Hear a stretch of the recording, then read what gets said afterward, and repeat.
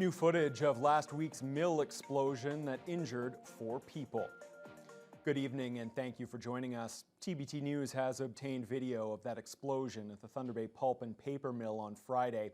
4 workers were injured, including 2 who were airlifted to the burn unit in Toronto.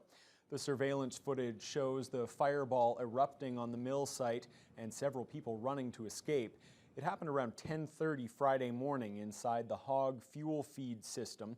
The Ministry of Labour says one of its inspectors attended the scene to investigate the explosion. So far, 11 workplace requirements have been issued to Thunder Bay Pulp and Paper, and 10 requirements were issued to contract firm Skyway Canada. In a statement, Mill General Manager Kent Ramsey says the 2 companies are working together to support the contractors' 4 injured employees and to ensure a speedy and full recovery. He adds they continue to assess and implement the results of the investigation into the incident. After multiple revotes and heated exchanges at last night's City Council meeting, the sale of Hill Court Estates is once again on the table. It came after a discussion about whether the initial decision not to sell the trailer park went against a city bylaw. Vasilios Bellows explains. Another discussion on Hill Court Estates sparks fireworks at City Hall. I don't understand it. It's just been here 23 years and I've never seen anything so ridiculous. Councillor Trevor Gertuga challenged a decision from earlier this month to not consider selling the city-owned trailer park off Roslyn Road, arguing that vote didn't follow the procedural bylaw and shouldn't be legitimate. The city clerk's office didn't agree, with Gertuga asking how he could take further steps to challenge that. Clerk Krista Power responded. I am a statutory officer under the legislation. I do in fact report to you.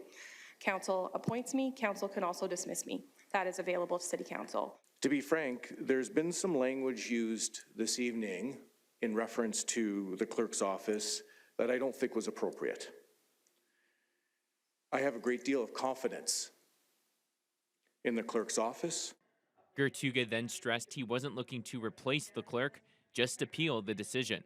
The discussion jumped back and forth between the sale of the trailer park and the bylaw, with Councillor Mark Bent saying those 2 issues are distinct from each other, but procedure should always be a focus. If you're going to vote on sloppy governance because you don't like the Hill Court Estate, well, you get the governance you deserve then. Because this is not about an issue, this is about governance around this table.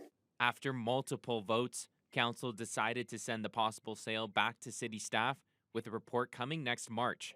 That was the initial recommendation during the previous meeting. Neebing Councillor Greg Johnson was against sending the work back to administration, believing there are more important priorities. I'm voting to remove this from the outstanding list so that our city administration can focus on the housing initiatives that all residents are watching. Councillor Gertuga disagreed, saying this discussion is separate from city housing initiatives. If we're talking about, we want a constant housing issue, that's why administration came back and said we would need a year because we need to concentrate. They didn't say we want to delete it completely, we need 2 years. They said we need a year. So don't get this clouded up and muddied up with our housing initiatives. Hill Court Estate residents have been vocal against the sale of the trailer park, fearing the future of their homes under a new owner. Vasilios Bellows, TBT News. Also at last night's meeting, Council voted to look into increasing the municipal accommodation tax. The surcharge has held steady at 4% since 2018. It's a tax on visitors to the city staying at local hotels and motels and is used to support local tourism initiatives. It was brought forward by Councillor Casey Atrani, who believes a 5% fee is appropriate. The approval came on the same night that Tourism Thunder Bay made its annual presentation. Manager Paul Pepe says increasing the hotel tax won't deter visitors to the city. When you're in a market that has a high demand, and as Thunder Bay does, if you look at what cities are doing, Toronto and Kingston and other cities that have gone to 5 and even 6%, there's been no negative impacts that have been measured by it. The key is really about ensuring that we're reinvesting those funds to continue growing the industry, to continue supporting more events. City staff are now expected to bring back a report in September on increasing the hotel tax. It's provincial budget day here in Ontario. The Ford government released its latest spending plan at Queen's Park this afternoon. CTV's Siobhan Morris has been poring over the details. The government says this is a spending plan for a time when the finances of Ontarians and the province are being strained. It's a plan that provides certainty to markets and confidence to people that their government is ready to face any challenge the global economy might throw our way. Called Building a Better Ontario, it's the biggest spending plan in the province's history. It lays out more than $214 billion in spending. Health accounts for almost 40% of that, followed by the hodgepodge of other programs, education, and interest on the province's debt at almost $14 billion. The government's trying to shrink the number of Ontarians without a primary care doctor, spending almost $546 million over 3 years to connect 600,000 people with team-based care, building a new medical school in Vaughan tied to York University, focused on training family doctors.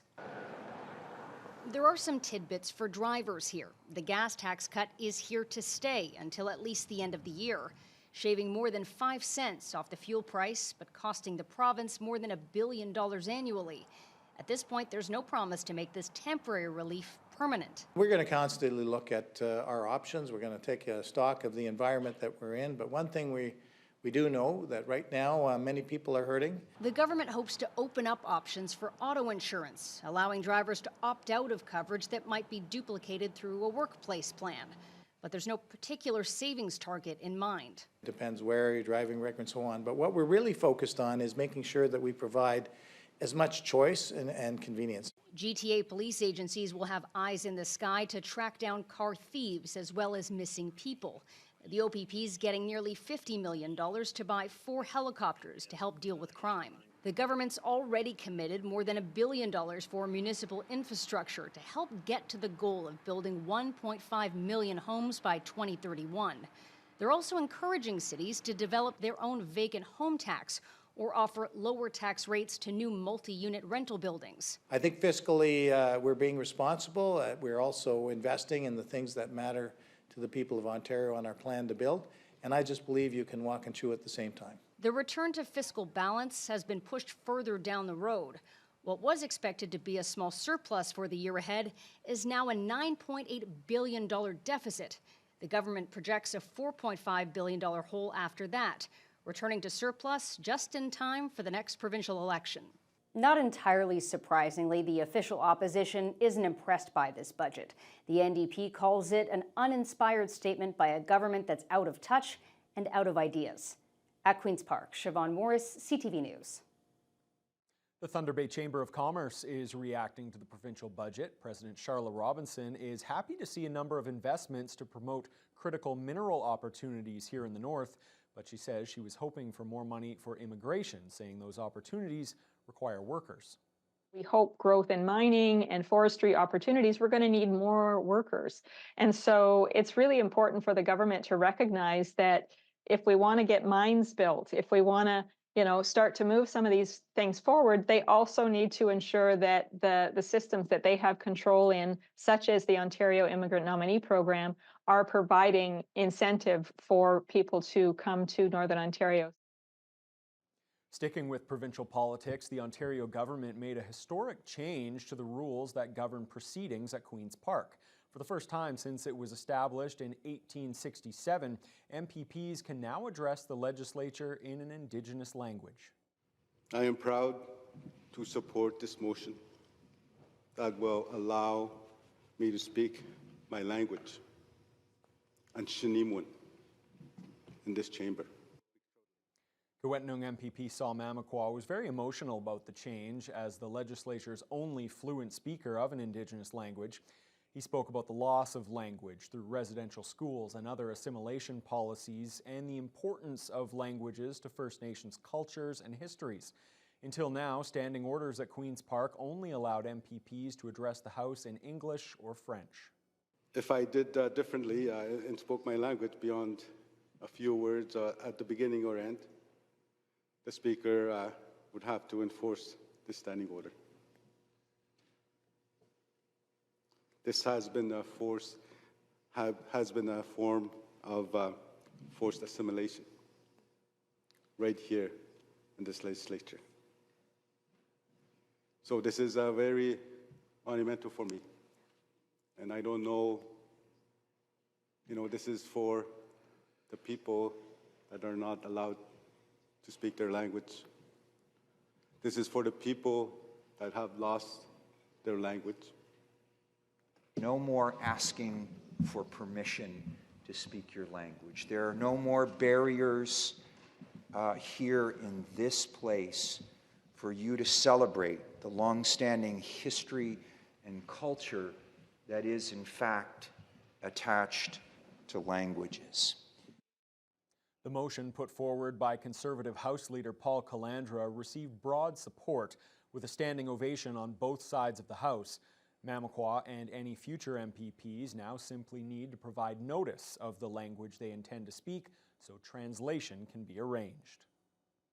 Thunder Bay residents have responded en masse to a public survey on homeless encampments, but the city still wants more input on the idea of designated locations for encampments on municipal property. The city held a pop-up event today at the 55 Plus Centre to help promote the survey. Only a handful of local residents braved the snowstorm to attend the event. However, city officials say the survey has received a very good response rate online, with well over 900 people responding so far. The survey asks if people would endorse the idea of designated encampments, and if so, where they would want them and what supports should be made available. These encampments are a tragedy. It's happening across Canada, and there is no easy answers. It's something that impacts everybody in the community, including those who are living unhoused. So we just wanted to make sure that folks have the opportunity to let us know how they're feeling about it, because it does have an impact on the broader community as well. The survey closes on April 1st and can be found online at getinvolvedthunderbay.ca or in person at City Hall and all library branches. Officials at Thunder Bay Regional Hospital are working to erase the stigma around substance use and addiction. The hospital kicked off its anti-stigma campaign this morning. It's meant to bring awareness and educate staff on appropriate strategies when caring for patients with mental health or addiction issues. Jessica Clement has the details. Thunder Bay Regional is changing the way the hospital talks to patients and staff about addiction and substance use with an anti-stigma campaign. It kicked off on Tuesday with the staff pledge signing, meant to start the conversation.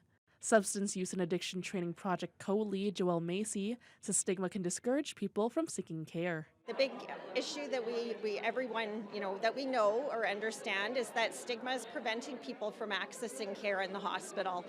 We know it isolates families, and we know that at times it can also be a reason why patients decide to leave the hospital. Project co-lead Julia Daniele says the campaign will highlight the negative stereotypes and barriers that are created by stigmatization and educate staff members on the appropriate tools to ensure every patient facing mental health and addictions is provided exceptional care. In the coming weeks, we're going to go around to all of our hospital departments and speak about stigma, continuing that conversation, provide that opportunity for them to sign the pledge, and start changing our language to use person-first language.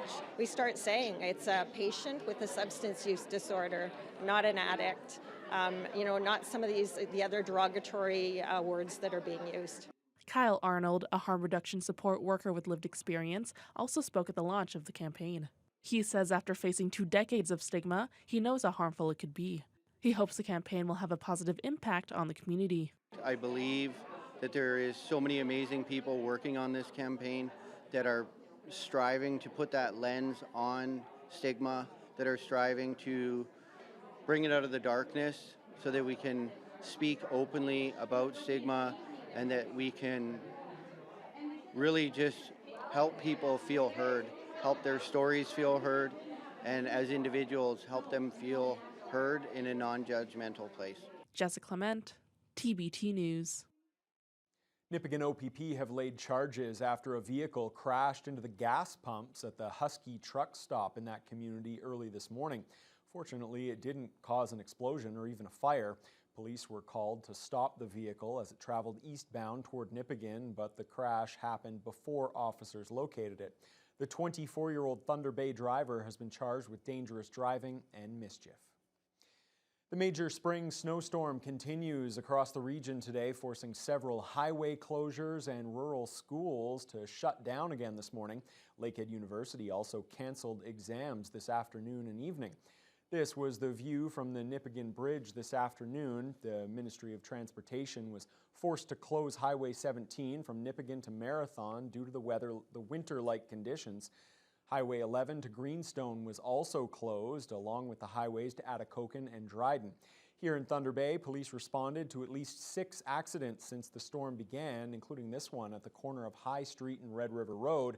That doesn't include collisions directed to the self-reporting center. City Roads Manager Ian Spaljerich is urging drivers to be patient as plows try to keep up with all that snow.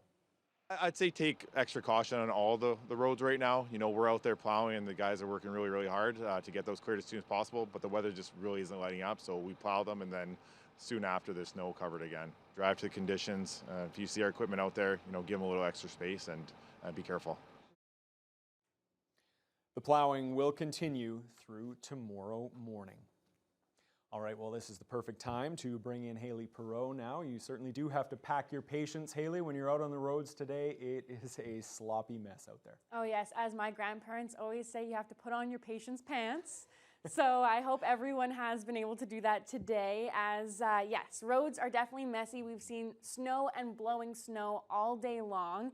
And it's not letting up anytime soon, unfortunately. And we've actually seen colder temperatures as the day has gone on as well, because our high of the day, -2, was actually at 1 in the morning, and we've only gotten colder since then. Our low being -6, which we reached within the past hour, and the wind chill making it feel like -12, because we're getting winds from the north and the north-northeast, and that's what's causing those blowing conditions that can gust up to 32 kilometers at times today. And so with all the snow that I'm talking about, let's take a look at it, why don't we? In our radar, we can see this system. It's a Colorado low moving up from the south, and around between 10 and 1 o'clock today is really when it spread across our region and was hitting us the hardest. It's starting to dissipate a little bit now, but as you can see, especially in the west of our region, we're still seeing widespread action, and that will continue throughout tonight. Now, as we continue on, we can see that with that heavy snow coverage comes warnings. So we have winter storm warnings, snowfall warnings, and freezing rain warnings in areas more to the east, as they still are seeing some warmer temperatures today.